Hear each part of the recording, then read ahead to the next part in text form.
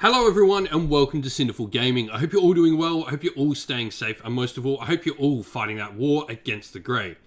Today's video, we're going to look at start collecting Warhammer 40,000, and today we're going to take a look at the Combat Patrol Orcs and how we can use that to start off a brand new Orc army for Warhammer 40k. With this video, we're going to go through the contents of the Combat Patrol Orcs box set, talk about everything in it and what it can be used for on the tabletop and sort of what it does in a very basic manner, and then we'll look at some other units we can pick up later to expand upon our initial Combat Patrol with some other Orc purchases. Finally, we will finish off the video with a little sample 1000 point army list for you to use for your Orcs in Warhammer 40k. Now, with that all said, let's talk about what comes inside this box set. And first of all, we get a war boss in Mega Armor.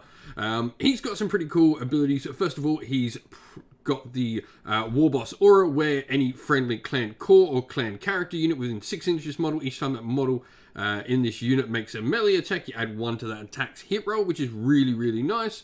And he's also got a really good stat line. Weapon skill 2+, strength and toughness 6, 7 wounds, 5 attacks, 2 up save. He's got his Ooge Chopper in melee where he gets +3 strength, -3 AP, damage 2. And his big shooter at range as well is Daka 5-3, strength 5, no AP, damage 1. He's just got some really cool abilities all around, which is really nice. Thanks to a ton of stuff. He's just a really good, solid hero that's also not only fighting, but gives you some good supporting abilities to the fighters around him as well. Now, speaking of fighters around him, you get 20 Orc Boys in this box set. Now, they aren't as customizable as some of the old Orc Boys kits, and they do come with particular loadouts, but we'll talk about that when we do the list. With this set, though, you get a variety of different models. Orc Boys, in general, are pretty solid. Strength 4, toughness 5 base is really nice, a single wound on each one, although the knobs have 2 wounds and are also strength 5. Weapon skill 3+, ballistic skill 5+, like Orcs, and a 6 up save. You can have a variety of different weapons like Power Claws on your knobs, which are ×2 strength, -3 AP, damage 2. And indeed, you can have some other weapons as well, things like the big shooter, which is Daka 5-3, as mentioned already. You've got sluggers and shooters, which are your 2 main weapons. Shooters are Daka 3-2, strength 4, damage 1, and a slugger is a 12-inch pistol at strength 4, damage 1 as well. All in all, Orc Boys are a pretty decent sort of unit, good to go get in a fight. Movement 5 will see them getting there, pretty okay. And then let's look at some of the other units we've got available. Now, looking at fast attack options, you get a unit of Deathcopters inside the box set. Deathcopters are pretty sweet. First of all, they've got a 14-inch move that they treat as jet bikes. Their combat rockers have a range of 24, heavy 2d3, strength 8, -2 AP, damage 3 blast, which is really nice. And even in melee, they get +1 strength, -1 AP, damage 1 with their spin and blades. You've got some cool different rules on them, things like the big red button, where each time this model advances, do not make an advance roll. Instead, until the end of the phase, add 6 inches to the move. Your Ramshackle, each time an attack is allocated to this model, unless the attack has a strength characteristic of 8 or more, subtract 1 from the damage characteristic of that attack. And Swooping Down, where during deployment you can choose to keep this unit off the side of the board and deploy that way. Now, the last thing we get inside this box set is a Death Droid, which is the Orcs Walker vehicle. Pretty much, it's their similar thing to a Dreadnought. It's got some cool profiles. So first of all, its Dreadclaw is ×2 strength and melee. It's base strength 5, so strength 10, -3 AP, damage 3. And each time the bearer fights, you can make 1 additional attack with this weapon, which is really cool. And then it can have a variety of different weapons, from big shooters to burners to custom mega blasters as well, which are 24-inch assault D3, strength 8, -3 AP, damage D6 blast weapons. However, rolling ones to hit do mortal wounds after the shots are allocated in that. You've got some cool rules where Dreadmod, after setting up this model for the first time, if you choose to make a unit of Dreadnoughts, they can sort of move independently. They do explode, and they do have the Ramshackle rule as well, where they minus the damage characteristic if it's strength 8 or lower against them. So all in all, some really cool sort of basic sort of rules with some good pieces. You've got, a fast-moving, deep-striking unit. You've got a nice vehicle that can do some good combat. You've got a strong leader and some decent enough troops. But where do we go after all of this? Well, first attack, we've got the Big Mech with Shock Attack Gun. I just think this is just such an orky model. Every orc army should include this model. It's so cool.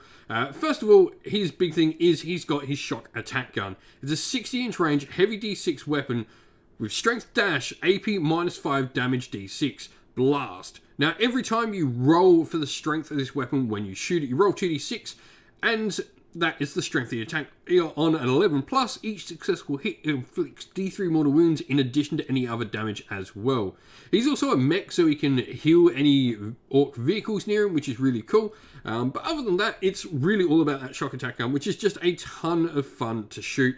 It is one of the funnest things. And orcs are, if nothing else, an absolutely fun army to play on the tabletop.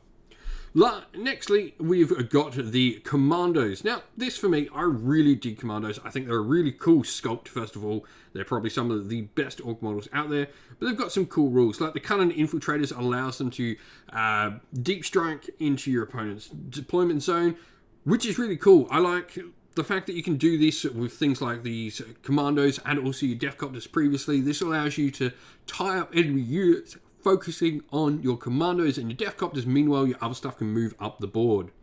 They've got a variety of different weapons they can take, from burners, which are an assault d6, strength 4, a damage 1, and you auto hit with them, to custom shooters, Daka 6-4, strength 4, no AP, damage 1. They can have power claws, shocker pistols, which are a blast pistol, D3, strength 6, -1 AP. They can also have just a ton of different melee weapons as well, like the Breacher Ram, +2 strength, -2 AP, damage 2. A really cool, unique unit, and if you're looking to get into Kill Team as well, this is a perfect squad to pick up. They have some other cool things like bomb squigs, which are squigs that go blow up like bombs.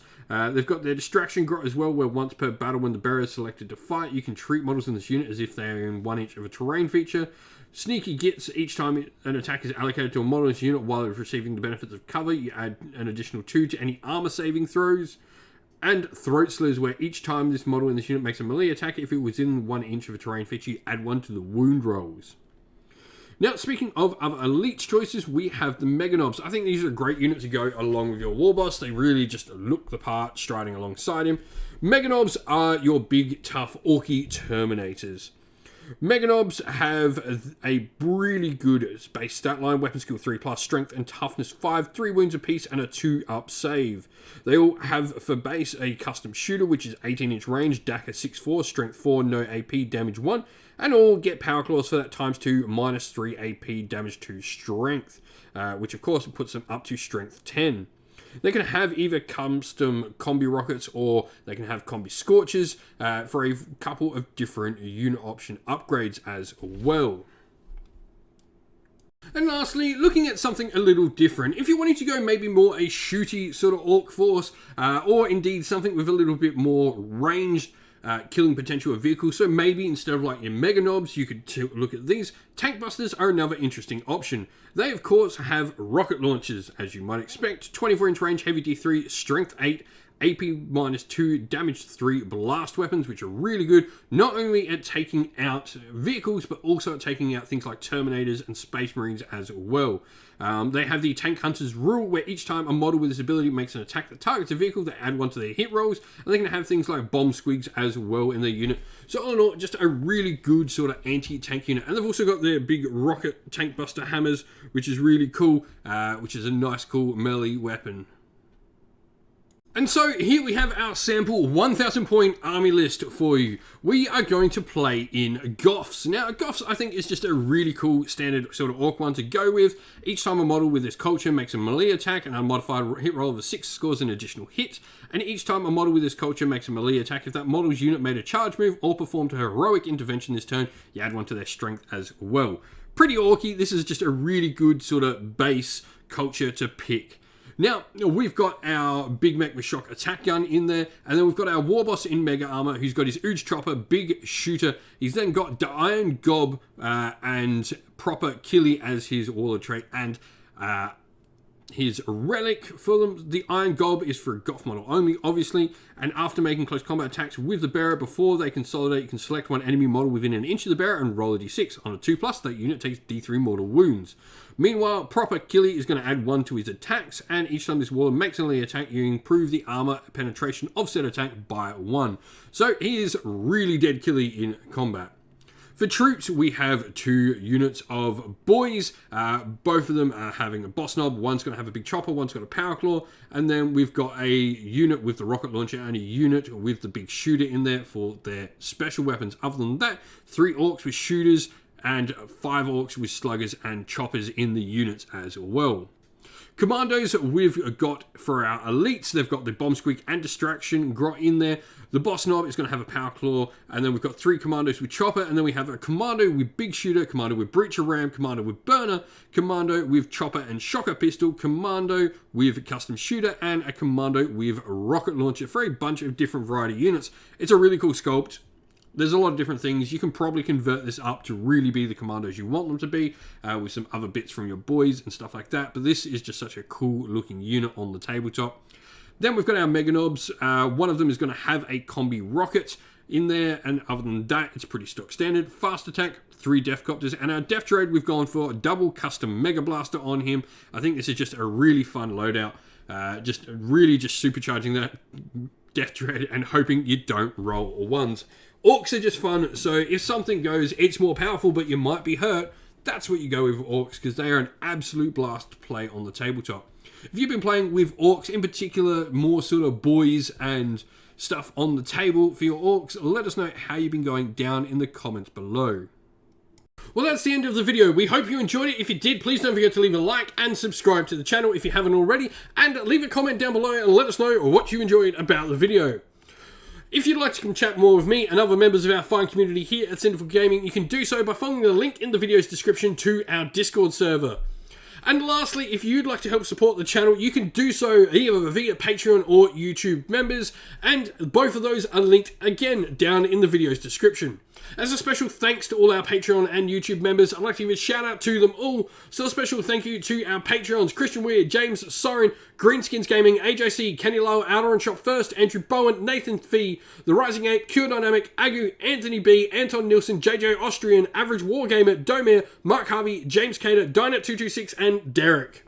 And a special shout out to our YouTube members, Green Roots Gaming, Kenton Young, Chris Wallace, Ronya, Vinny, Lockloric, The Johnny84, David Ellsworth, Revenar, Wolfric Nick, Broken Shelf, Ariana Airwoods, and Sean Scott.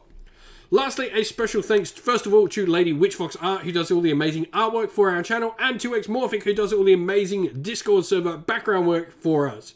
Thank you all for watching. Once again, stay safe, stay well, and most of all, keep fighting that war against the Grey. Ciao for now.